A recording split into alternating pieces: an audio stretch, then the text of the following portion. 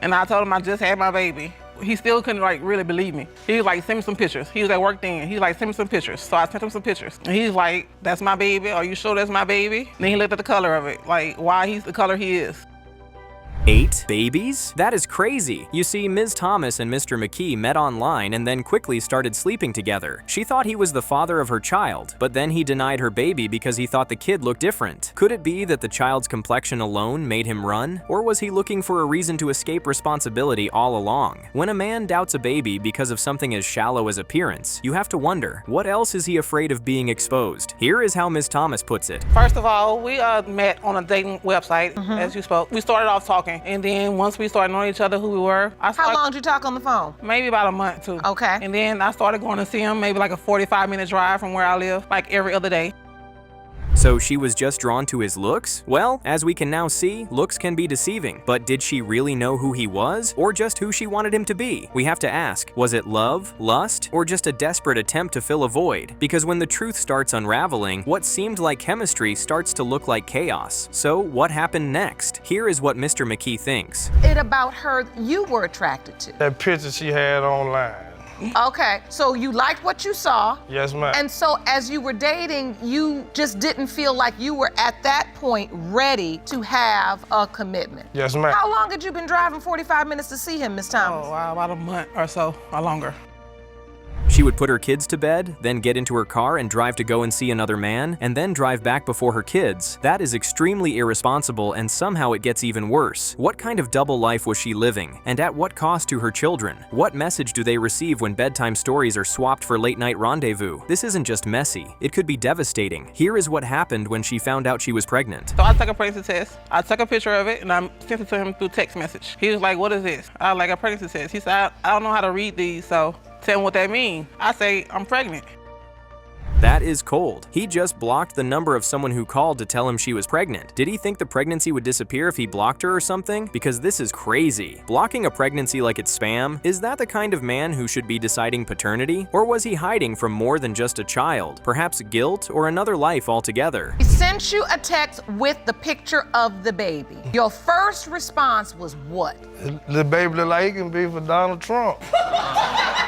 Like, really? Oh, Really? I didn't expect that one. He thinks the color makes a difference. The color don't make a difference. That is harsh, but it is what it is. He believes the kid is biracial. What are you going to do? But Mr. McKee believes there is a method to his madness. Was his suspicion just racial bias in disguise? Or did he truly believe someone else fathered this child? Because when a man dismisses a baby over skin tone, the damage doesn't just scar one person. It can fracture a whole identity. Here's how he puts his logic. Dating site, whoever else you think she might be me. You feel like because she has more than one child, she potentially was entertaining a lot of different men. Right. That's what And he's so trying to it's say. not just you she was sleeping with. Is that what you're trying to say? 1 month.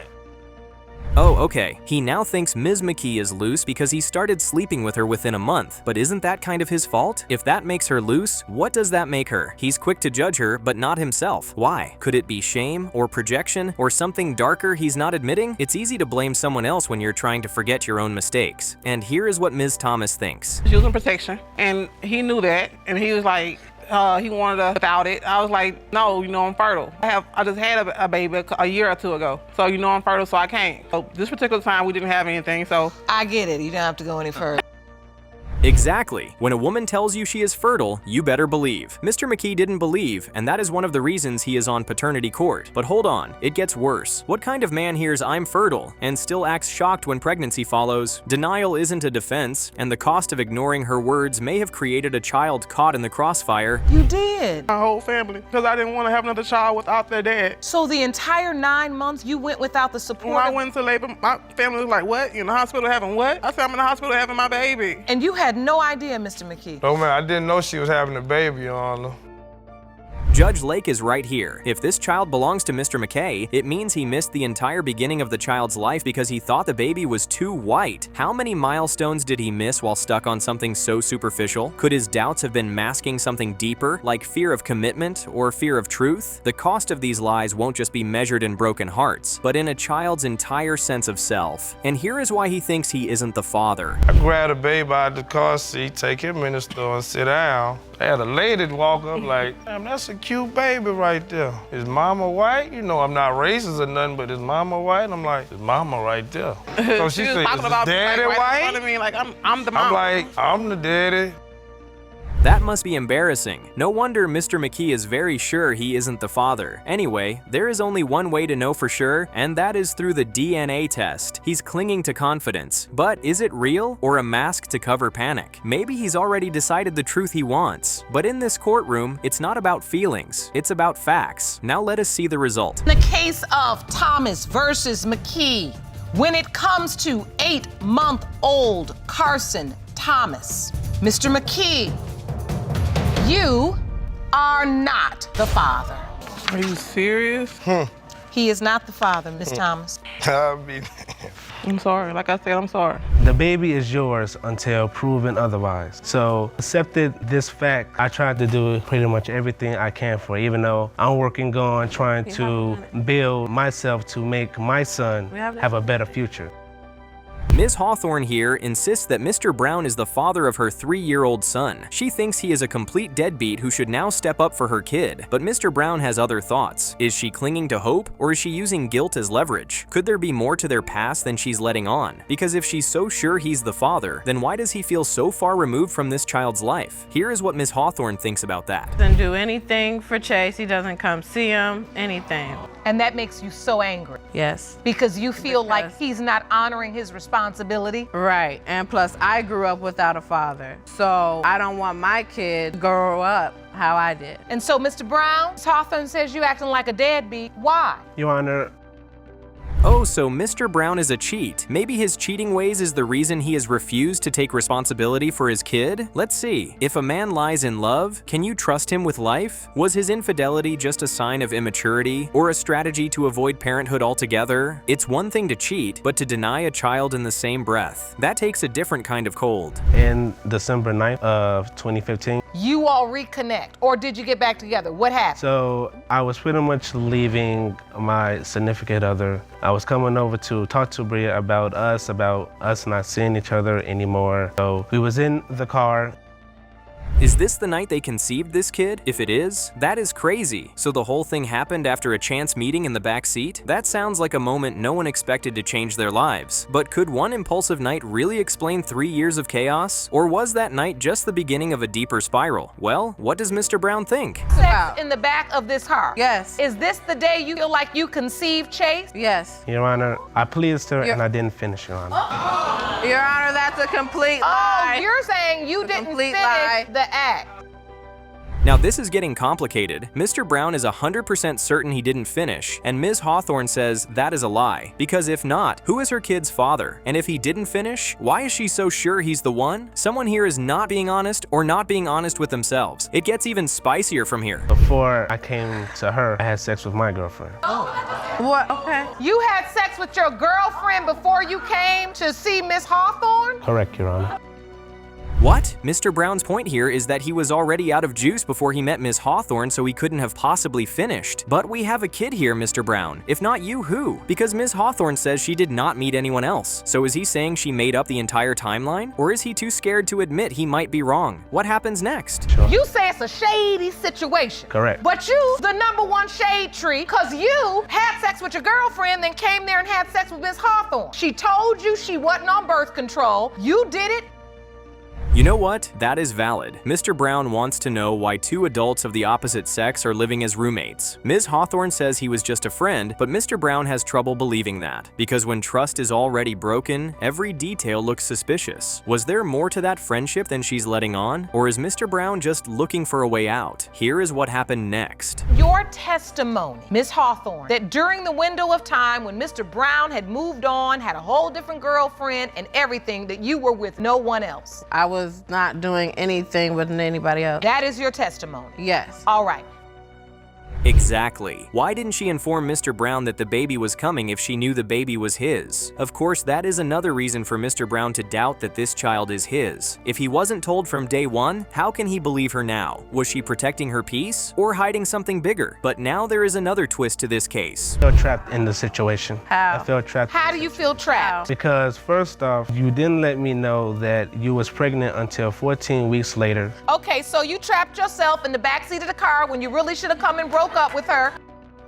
That is a good point, and to be honest, his doubt isn't unreasonable at all. But now that he knows that there is a chance for him to be the father, he should probably step up, because the longer this drags on, the more it scars the child in the middle. And now we have Ms. Hawthorne's mom here to give testimony. Do you believe Mr. Brown is Chase's biological father? Definitely. I believe that. He has said it on texts that he has sent, all kinds of proof. He looked just like him. I mean, how can you deny that beautiful baby? I mean, he's gorgeous. And to say, no, this is not my child, it's ridiculous.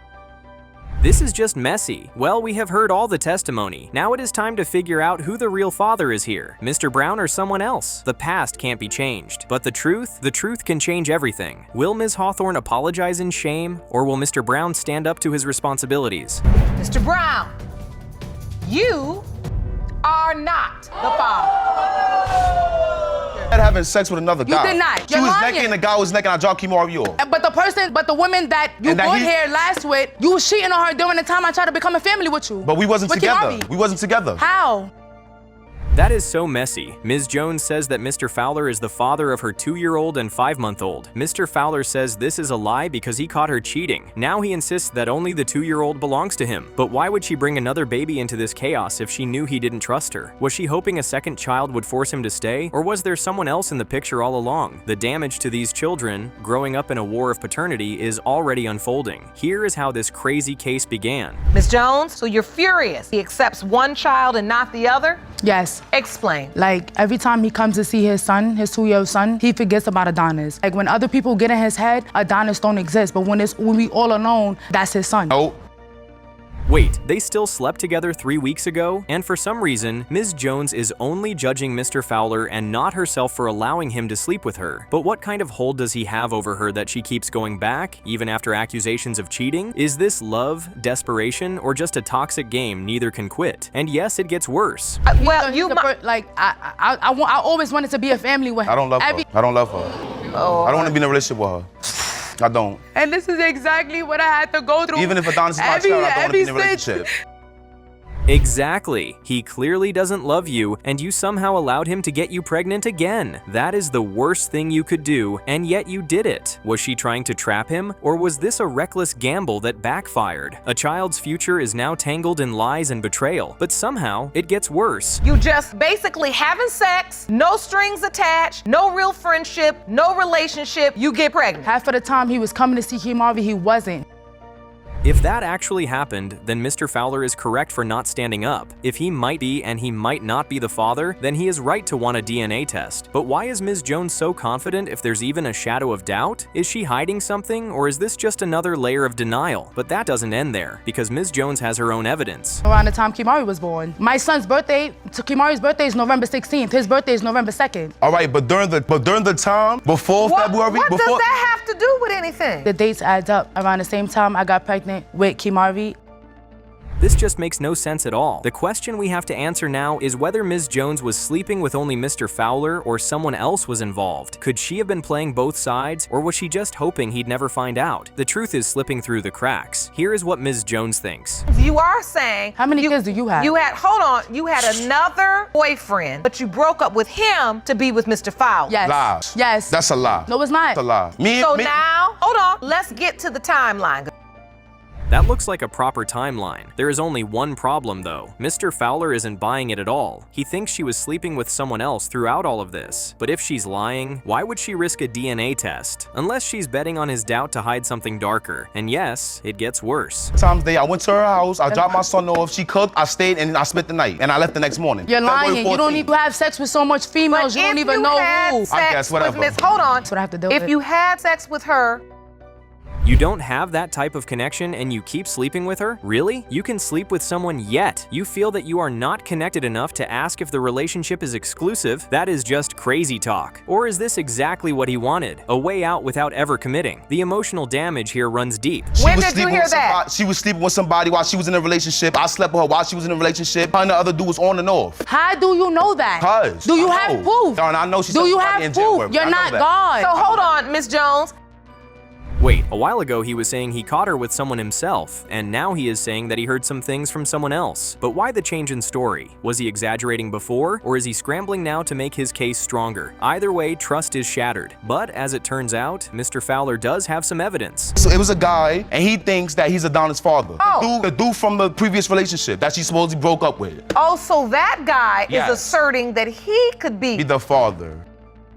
Exactly. All of this is extremely unimpressive, and it is so sad that they are messing around this way when the life of a beautiful 5-year-old is at stake. A child who deserves certainty, not this battlefield of accusations. The cost of these lies won't just be broken hearts, it'll be a lifetime of questions. Now let us see the result.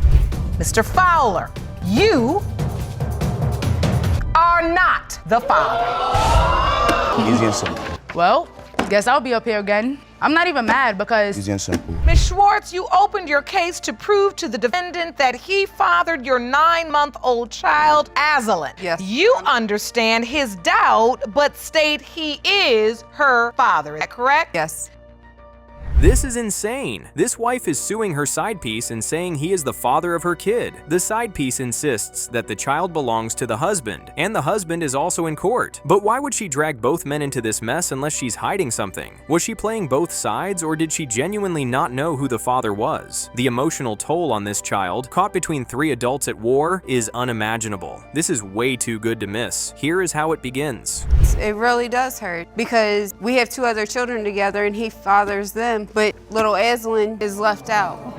And you can feel that difference. I feel my daughter's pain whenever she looks up at him, and he'll be there with her while I'm at work. Oh, now he is accusing her of living a reckless life? Is he not living the same reckless life with her? He has 2 kids with her. Did he not know about her reckless lifestyle when he was having those kids? Or was he just enjoying the affair until reality came crashing down? The hypocrisy here is staggering, but the real victim is the child caught in this web of lies. You can't just be in a relationship with a dude, have an argument, run out the door, jump into bed with the next man. That's how I feel. Every time we have an argument, your husband's gotta be in it. I mean, come on now. How are you supposed to feel? You are sleeping with a married woman. How the heck are you supposed to feel? Why is Mr. Hatton acting like he is the innocent party here? He knew exactly what he was getting into, yet now he wants to play victim. But this isn't just about hurt feelings. A child's identity hangs in the balance. So what happens next? And a wife is not gonna stay in the same house and not do nothing. So how soon after the 2 or 3 disappearances she did she say she's pregnant? Probably maybe 2 or 3 times, and then she comes back and tells me, I'm pregnant. I say, well, congratulations. Okay, can we just back up? Ms. Shars is married. She has a husband. How the heck did she end up sleeping with this man and having kids with him without divorcing her husband? Was she trying to have it all? Or was this some twisted game of deception? The layers of betrayal here run deep, and someone's going to get hurt the most, that innocent child. Before we even get into that, Mrs. Schwartz gets talking. I feel any type of way toward a child that I don't think is mine, that I'm sorry, I'm not. Well, obviously I let you. I'm done. I'm going to act like we didn't hear that. And also, I'm not listed on the birth certificate. What the heck is going on here? This makes absolutely no sense. But apparently, Mrs. Schwartz gave the baby a different last name and put a different name on the birth certificate as father. Why would she do that unless she was trying to hide something? Was she covering her tracks? Or was this some desperate attempt to rewrite reality? The truth is bound to come out, and when it does, lives will be changed forever. Azalin, Mr. Hatton's last name. And he didn't contest it. But you put your husband's name under father. No. I didn't do that until December. And I told him, if you don't go down and get the paperwork done and do the DNA test and get your name put on her birth certificate.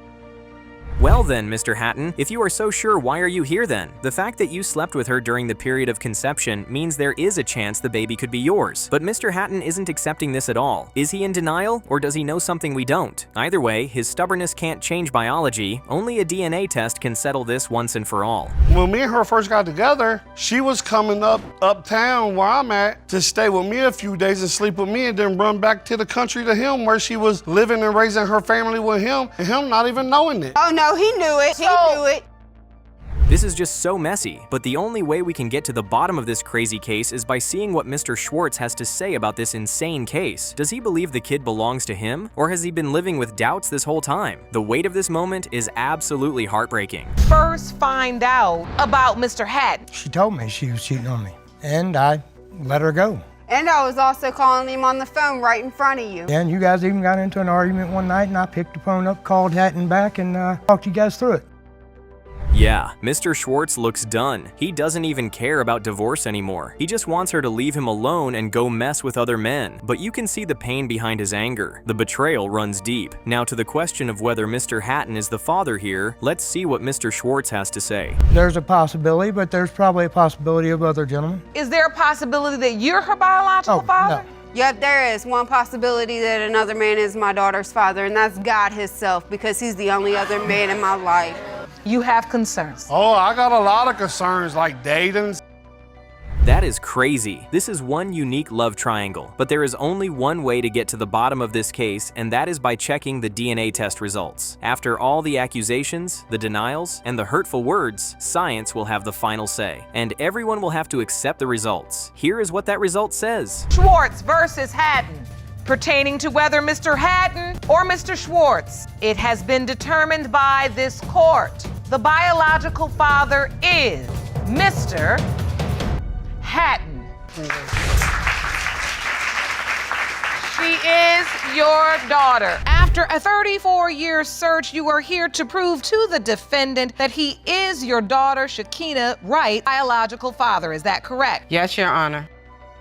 Okay, that is a crazy opening. Mr. Dowdy is sure that he isn't the father of Mrs. Wilson's kid because she was a party girl. Mrs. Wilson says, that is rubbish, and here is how she puts it. But why is he so quick to dismiss his potential fatherhood? Is it really just about her past, or is there something deeper he's trying to avoid? The emotional toll this uncertainty has taken on their child, now grown, is immeasurable. Here is how she puts it. Mr. Dowdy to take full responsibility. And up until now, he has not? No, ma'am, he has not. All right. Your Honor, so he was my first love. He was my first love. He was the first person that I fell hard in love with. That is straightforward enough. She slept with him because she likes him, no other reason. But Mr. Dowdy thinks she also slept with several other men in the same way. The question is, why is he so convinced of this? Does he have proof? Or is this just a convenient excuse to walk away from responsibility? The truth could shatter someone's carefully constructed reality. Here is how he puts it. You met her at this party. Uh-huh. You have sex with her. Did you use protection? No, I did. When I first met Barbara, I'll never forget the day. We were sitting like in the living room, and she had some red lipstick on. And I asked her, could I taste that red lipstick? Hold up, a week or two later? You mean a week or two after sleeping with Mr. Dowdy? Well, you can see why Mr. Dowdy will not admit to fathering this kid, right? Because that is very suspect, and it gets worse. But what if Mrs. Wilson is telling the truth? What if all these years of doubt were based on nothing more than assumptions? The damage done by this uncertainty can never be undone. I just gave me the money to go get her, but I just never went back. Why? Young and dumb, I guess, I just didn't believe. So you didn't go back because you didn't I didn't believe I was a daddy. Your Honor, I think all along he knew he was the father. All along, he just didn't want the responsibility. Wow, Mrs. Wilson right here is talking like she already knows for sure that Mr. Dowdy is the father. If the DNA test results finds out something else, that would be extremely embarrassing for her. But is her confidence genuine, or is she just trying to force a connection that was never there? The stakes couldn't be higher for everyone involved. Anyway, here is what happens next. I left one of a family member in that apartment when I left. And it wasn't nobody I was dating or he could have been possibly the father, a family member. We don't do that. That's called incest. But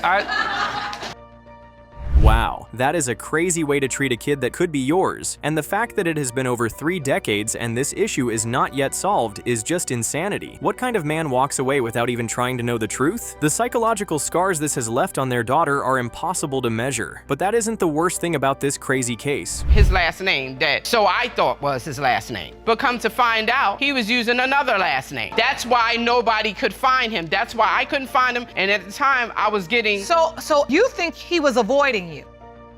He gave her the wrong last name so that he couldn't be found? Yeah, Mr. Dowdy is a villain, even if he ends up not being the father. That is a crazy thing to do to anyone. The deliberate deception speaks volumes about his character, regardless of the DNA outcome. And yes, it gets even worse. Here is what the daughter in question thinks. I was a child.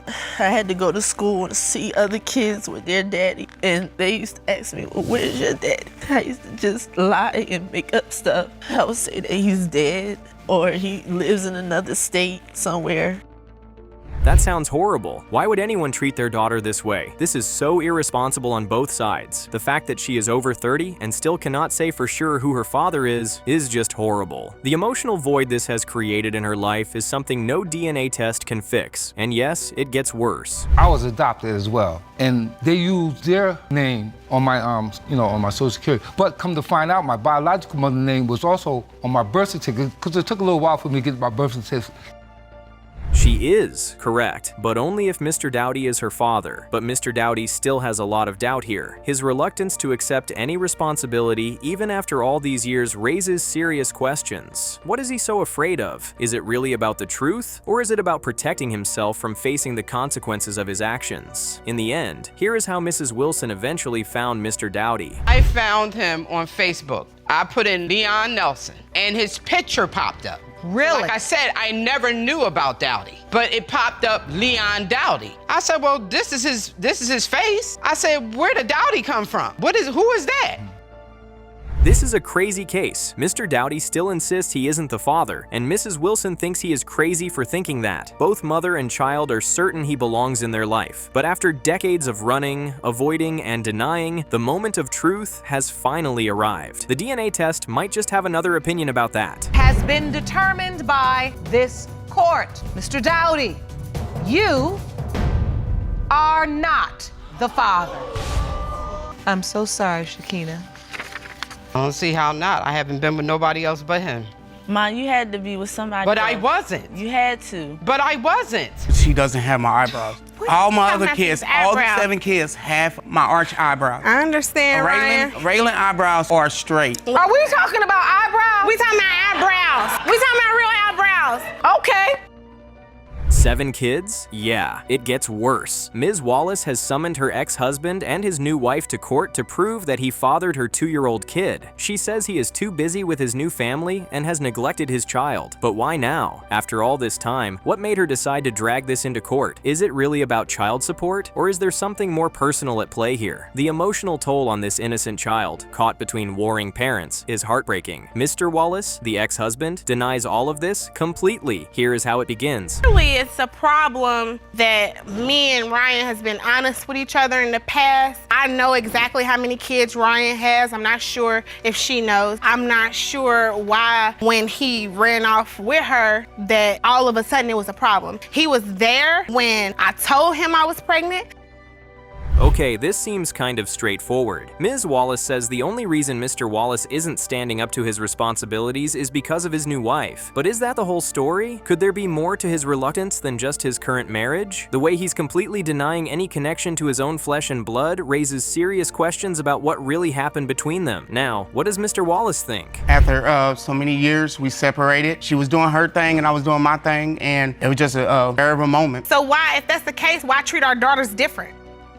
Oh, wait, it is that easy? Despite being separated, Ms. Wallace just called Mr. Wallace up and had her way with him because that is what she wanted. But why would he agree to this if he was already building a new life? Was this a moment of weakness, or does his version of events not quite add up? That sounds freaky, but that is what you get on paternity court. What happens next? Taking her on this trip to Orion's out, Mr. Wallace. I can't recall, Your Honor. You can't recall. It was only one time, Ray. You remember that After one 3 time, or 4 though. years. Okay, he remembers it though. That means they did it without protection. Why would you sleep with someone without protection when you know that you are separated from them? This reckless decision has now put an innocent child's identity in question. Were they both playing with fire, or was one of them secretly hoping for this outcome? It looks like the Wallaces just wanted an even more complicated relationship. So when did Mr. Wallace start denying? I signed the birth certificate, told me that it might be another guy. Oh, let's get to that part. Ms. Wallace, did you or did you not have sex with somebody else while your husband had kind of moved on? Yes. You did? Yeah. Did you have unprotected sex with someone? Yes. Okay, first of all, that doesn't look like a light-skinned kid. Second of all, a father saying his kid looks like him is certainly not an invitation to invalidate his fatherhood. But why is Mr. Wallace so quick to dismiss this child based on appearance alone? His harsh judgment speaks volumes about his character, regardless of the DNA results. No wonder Mr. Wallace thinks this child does not belong to him at all. Now, what goes down next? In the window of time you just outlined. So that adds up with her testimony that you are the biological father. Were you intimate, Ms. Wallace, with any other person slightly before or after this estimated window? I don't think it was that window, but I was with somebody about 5 days before him. Yeah, that is reason enough, and a 5 days difference is actually enough for Mr. Wallace to think maybe there is a chance that the kid doesn't belong to him. But is he grasping at straws here? The way he's searching for any excuse to deny this child is becoming harder and harder to watch. But you see, Mr. Wallace has another defense, the eyebrows. Arch of eyebrow. Of all my other kids, my son have them, my daughter have them, Raylan doesn't have my strong arch eyebrows. Good. That's not going to change the DNA results. You know, I don't know why you feel like she's not yours because of the eyebrows.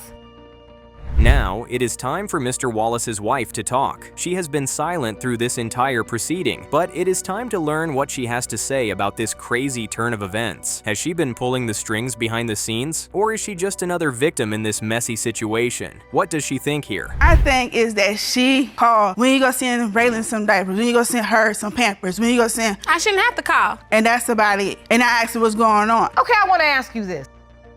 Oh, that makes sense now. She believes that Ms. Wallace just wants to destroy her marriage, and that is that about that. But is this really about jealousy, or is she refusing to see the possibility that her husband might have another child? The layers of denial in this case are staggering. That means Ms. Wallace was correct from the very beginning, and now it just gets really sad. Here is what Ms. Wallace thinks. He's the one that runs off and goes to different states and creates real babies and fake families. He's the one that does that. My baby 2 years old, he didn't even call my baby on her birthday. Yeah, I don't celebrate. So what? Call her. I respected you. This is just such a sad case, and we can only hope that all sides get their needed closure today, because that is what is really necessary here. The child at the center of this storm deserves to know the truth, no matter how painful it might be for the adults involved. Anyway, Ms. Wallace has said her piece. It is time for the DNA test to reveal the truth. It's been determined by this court. Mr. Wallace, you are not the father. You all right? It's okay. Mr. Wallace? Mr. Wallace, what are you feeling? You really thought you were? Yes. I thought he was too.